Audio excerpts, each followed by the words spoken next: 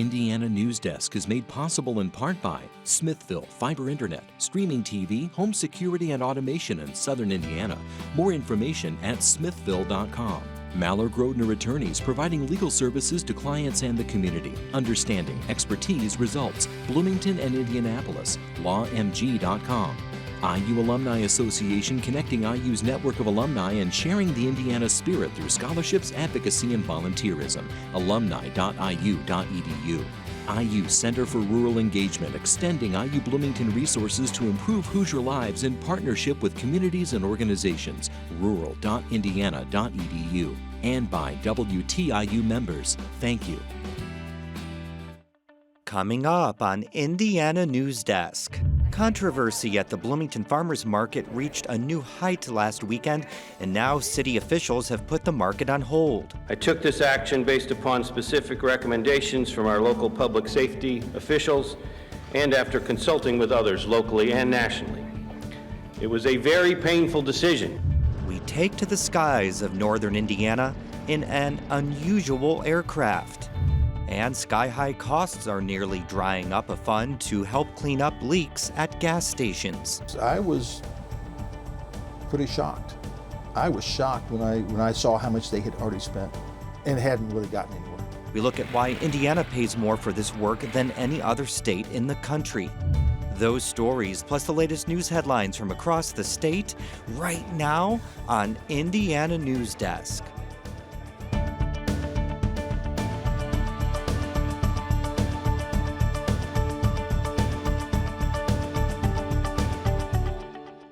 Welcome to Indiana Newsdesk. I'm Joe Wren. Well, after a soggy start to the summer, you can add racial tensions to the list of problems hurting vendors at the Bloomington Farmers Market. The decision by Mayor John Hamilton to suspend the market for 2 weeks is drawing mixed reactions from community members. As Melvin Reese sets up his booth at Bloomington's Tuesday Market, he's already thinking about what he will be doing this Saturday when the Bloomington Farmers Market is supposed to take place. I couldn't believe it. I thought, what are we going to do?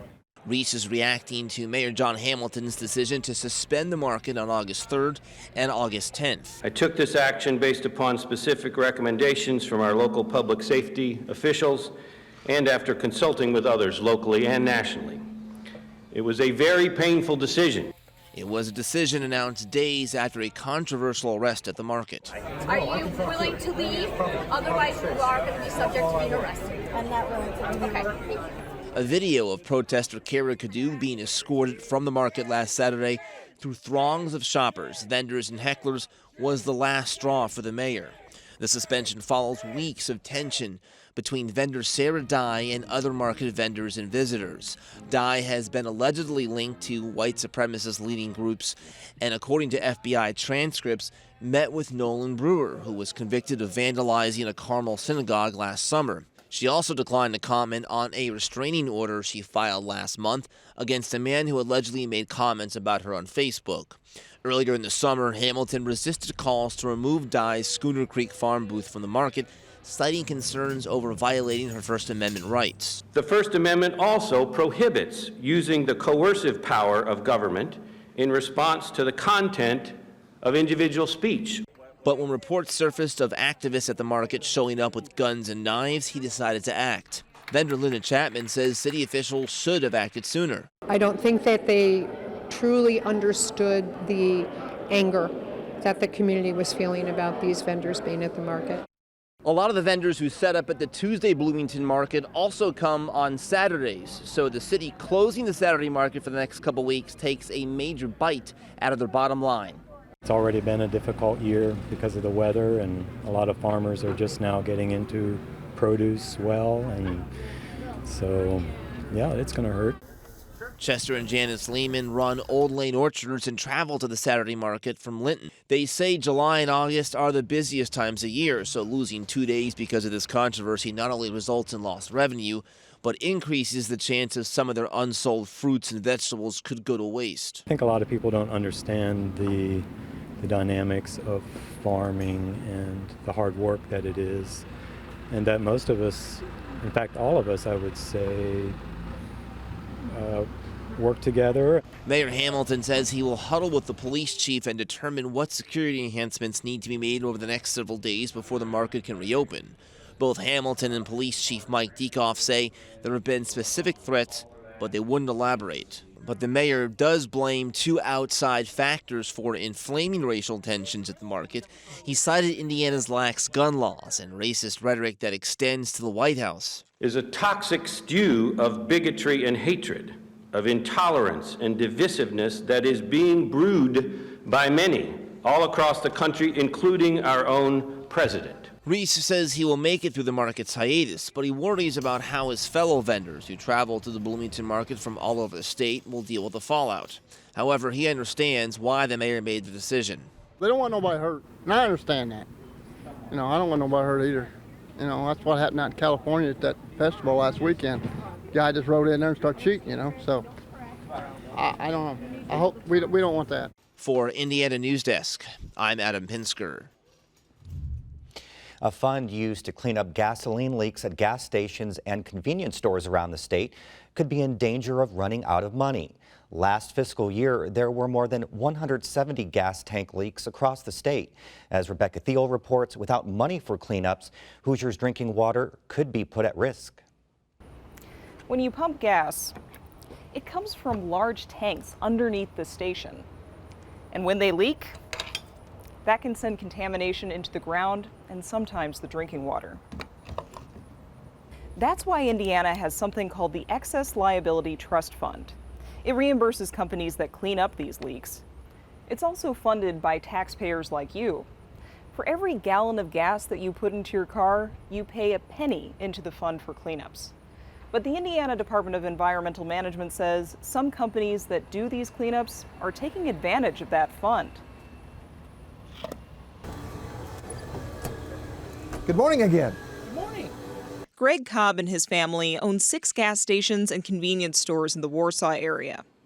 About 4 years ago, he hired a company to clean up a leak at one of those stations.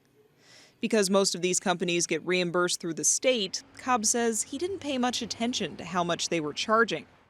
That changed last year when the Indiana Department of Environmental Management sent him a copy of a bill for cleanup at his gas station. It was for $650,000. And Cobb says the work wasn't even done. I was pretty shocked. I was shocked when I saw how much they had already spent and hadn't really gotten anywhere. Cobb says he fired the company and hired a new one, though the work still isn't finished. Indiana reimburses companies that clean up leaks up to $2.5 million per site. That's more than any other state in the country. 2 years ago, the average cost for cleaning up a tank leak in Indiana was more than 3 times the national average. But some companies say it doesn't have to cost that much. Workers for Creek Run Environmental drilled through the concrete at an old gas station site in Columbus to collect soil samples. Owner Jason Lenz says while the state sets wages for employees at companies doing cleanups, it hasn't set caps on their hours. He says when someone like a project manager, who could make more than $100 an hour, takes their time on the job, that can add up. There's no oversight. IDEM has no recourse to say, well, let me look at your records. How could that be? What's the problem? Why does it take you longer than this guy? All they have to do is say, well, it just did. The Indiana Department of Environmental Management turned to legislators for help. It crafted a bill that clarified who can get reimbursed through the fund and how many hours they can get paid for certain tasks. At a state Senate hearing, IDEM's chief of staff, Brian Rockensu, said, because of abuse and declining revenues, there's only about $75 million left in the fund. And it's important to note that if we drop to $25 million, the fund will go into priority payment. And what this means is we will only pay for claims on sites that pose an imminent threat to human health and the environment. But the bill never made it past committee. While IDEM is pointing the finger at companies doing cleanups, some companies are pointing it right back at IDEM. Between 2013 and 2017, Golar's Environmental Engineering was reimbursed for more money than any other company in the state. Former Indiana Attorney General Greg Zeller serves as general counsel for Golar's. He says it's not that the company is charging too much, it's that IDEM is taking too long to approve cleanup plans. forcing companies to continue to monitor the contamination to make sure it isn't moving or spreading. Well, you have to keep waiting for IDEM to approve the last thing before you move on to the next part of the plan.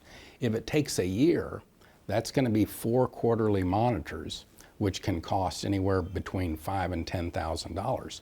But more importantly, Zeller says, there's nothing that goes on that is not required by the agency. Maybe IDEM and remediation companies are both to blame for draining the fund. That's what Sue Esserman thinks. She's a former IDEM employee currently in a lawsuit with the agency.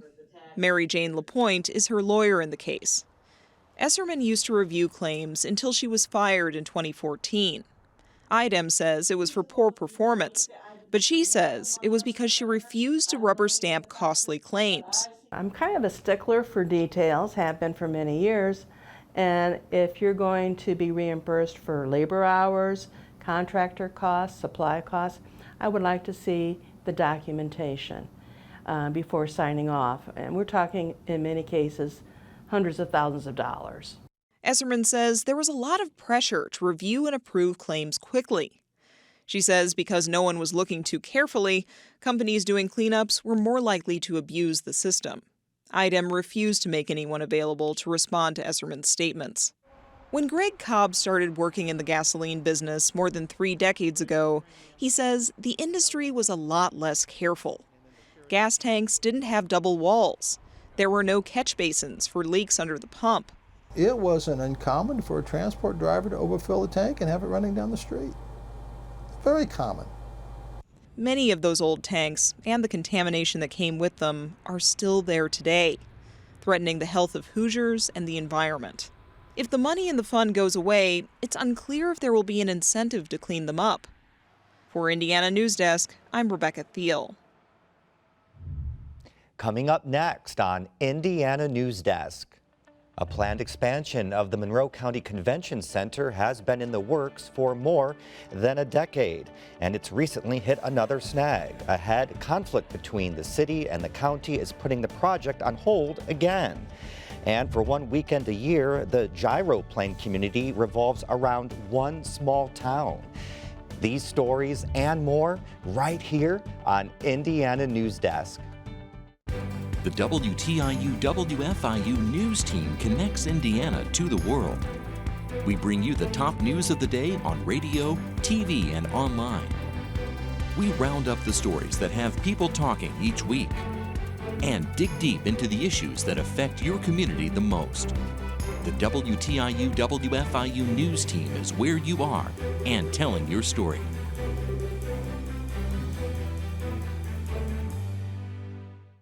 In a time of change, where can you find in-depth reporting and thoughtful analysis? Washington Week on PBS. Join moderator Robert Costa. When I was at the Capitol this week, I encountered the same. And a panel of award-winning journalists. You're seeing a divided nation, and you're seeing. For insights and perspective. Tonight there was a key development in the Senate. You won't find anywhere else. What a week. Washington Week.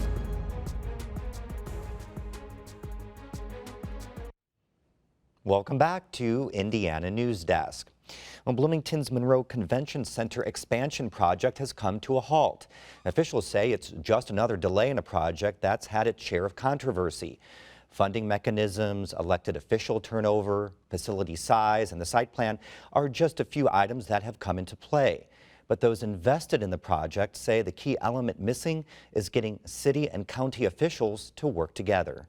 The building at the corner of College Avenue and 3rd Street in Bloomington was built in 1923 as a Ford Model T assembly plant. It was converted into convention space due to its prime downtown location in 1991. Now it hosts 500 events a year, with more than 75,000 people passing through. And leaders say the demand for space is greater than ever. An expanded ballroom, expanded exhibit space, multi-purpose space. We'd like to get into some sporting events. And the current building needs updated. It really has been a nice room. We do a lot of public events in this space. There's some challenges with it. The air handlers are very noisy, and so that's another one of the systems that's getting towards the end of its life with the cooling tower. They're only 3 systems in Indiana like this one that was put in, and it's a little bit challenging with how it operates. There have always been plans to expand the center, but it didn't gain enough support until 2 years ago when the county council approved a 1% food and beverage tax increase. Project leaders hired an architect, held public forums, a steering committee was formed, but county and city leaders kept blaming each other on how to follow their memorandum of understanding, an agreement that spells out how the city and county will collaborate on the project. Earlier this month, Mayor John Hamilton said he'd been waiting 6 weeks on a new draft of the MOU from the county commissioners. Unfortunately, I still haven't gotten a draft of the MOU from the county. I'm frustrated a little bit by that delay, but I'm overall continue to be very positive. Instead, he received a memorandum highlighting a new working group of elected officials focusing on financing and facilities. It should be done with city and county elected officials in the room, and then take these decisions or these recommendations back to their various boards for a vote and for public comment. Deputy Mayor and Steering Committee member Mick Renheisen says getting 20 elected officials together in one room will be difficult, and representatives of each government body are already on the Steering Committee.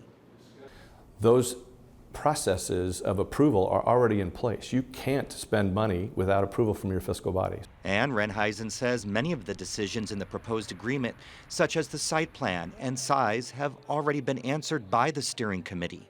We spent a lot of time with professional consultants, and then we had the steering committee take a vote May 23rd, and that vote was build on the north lot, the north side, put the expansion there. It can connect to the existing center. We don't have a final decision on the location of the center, the size of the center, how it's going to be funded, where this money is going to be coming from, what the budget is, where the hotel's going, how big it's going to be, the parking garage. The food and beverage tax increase was expected to help fund $30 million of the expansion, but a new estimate that now includes a parking garage and the cost to acquire land north of the current location puts the project cost closer to $60 million. Renheisen says those numbers have been known. That has somehow been mistaken as the budget for the project. Rather, it's just a stream of revenue. He says a financial advisor is looking at the numbers, and it's likely the tax will produce more than $30 million. Along with tax increment districts and other revenue sources, Renheisen says there shouldn't be concerns about funding. County Council member Cheryl Munson says convention centers usually carry a deficit, so taxpayers shouldn't be too worried about the added funding mechanisms. But in truth, all convention centers have deficits, and the deficits are balanced against the revenue that comes in from increased taxes and from visitor spending. County Commissioner Patrick Stofers lost his seat to Lee Jones in 2018, and Penny Githens took over for Amanda Barge this year after she resigned amid harassment allegations.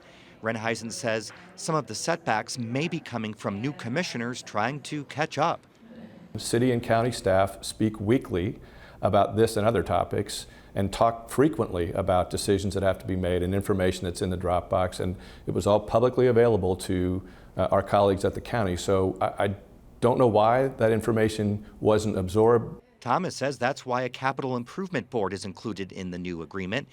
The new board would manage the construction of the project and regular operations once the expansion is completed. That would allow elected officials to continue work on a range of issues, not just the convention center. Renheisen says the capital improvement board is worth discussing, but he doesn't want it to delay work on the expansion. For now, commissioners are waiting for the mayor's office, city council, and county council to respond to the proposed agreement. We've got to make progress and keep moving the momentum forward, and I believe we can, and I think we will.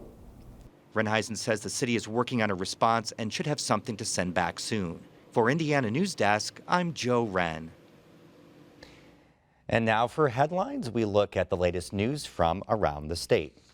Schools Chief Jennifer McCormick and Senator Eddie Melton are doing a statewide listening tour that focuses on Hoosiers' concerns about education. At a meeting in Bloomington last night, people discussed the need for more representation in policy-making decisions.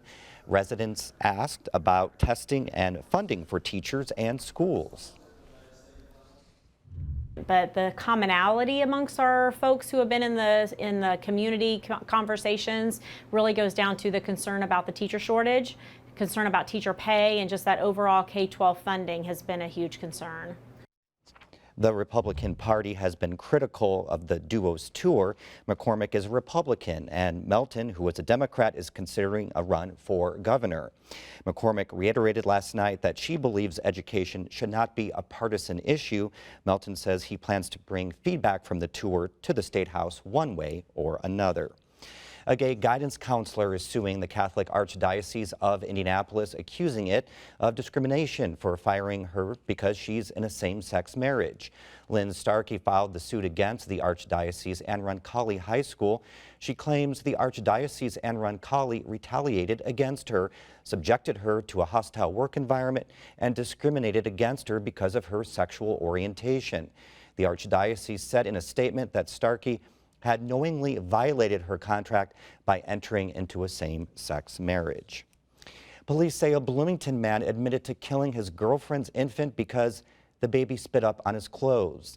Police arrested Dakota King Tuesday, and when police interviewed King, he told police he had gotten angry at the baby and used his hand to force the baby's head into the pillow of its bassinet until the baby stopped crying. It apparently was at least a little bit of time before the mother returned home from work and found the child unresponsive, and then at that point is when they took her to the hospital. The family told investigators that King had previously yelled and squeezed the baby. King is being held at the Monroe County Jail. Officials say an 8-year-old who was struck by a boat propeller over the weekend at Lake Monroe died from blunt force trauma.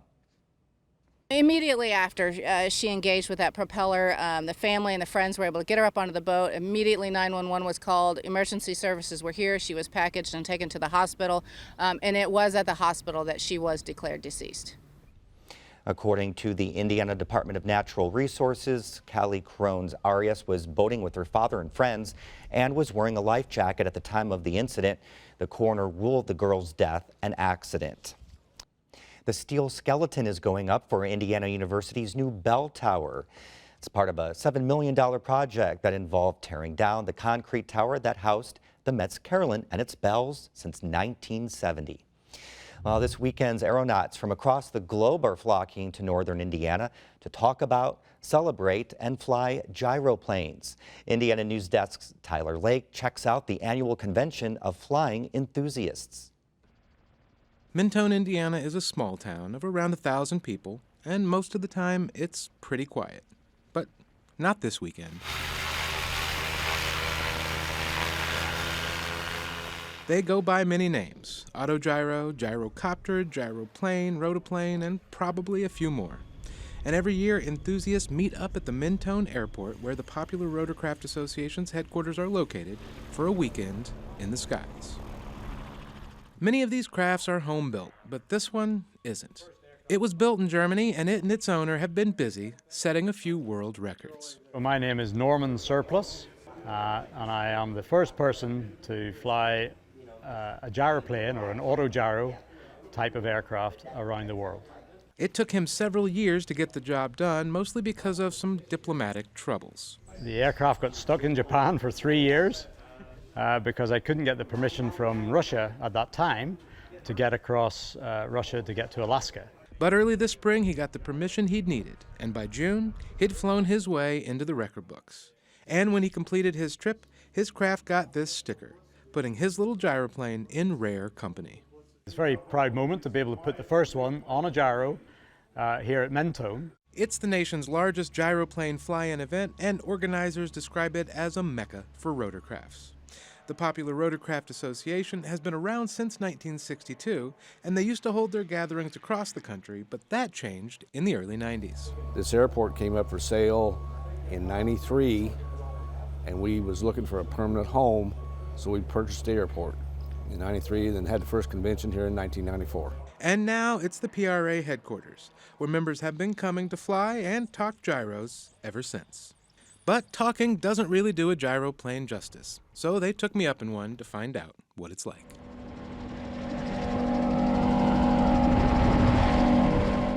And I can report, it's a blast.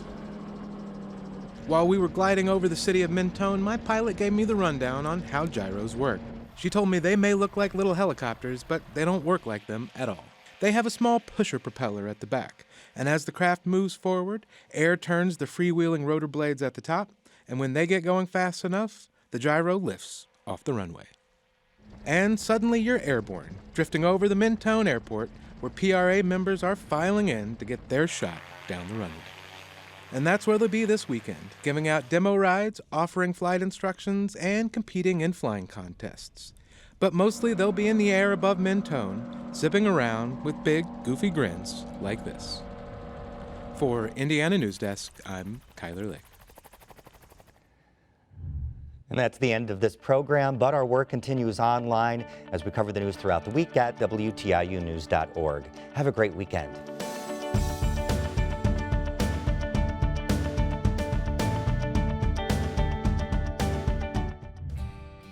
Indiana Newsdesk is made possible in part by Smithville Fiber Internet, streaming TV, home security and automation in Southern Indiana.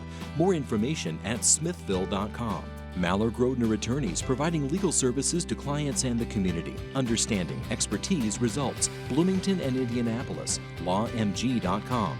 IU Alumni Association, connecting IU's network of alumni and sharing the Indiana spirit through scholarships, advocacy, and volunteerism. alumni.iu.edu. IU Center for Rural Engagement, extending IU Bloomington resources to improve Hoosier lives in partnership with communities and organizations. rural.indiana.edu. And by WTIU members, thank you.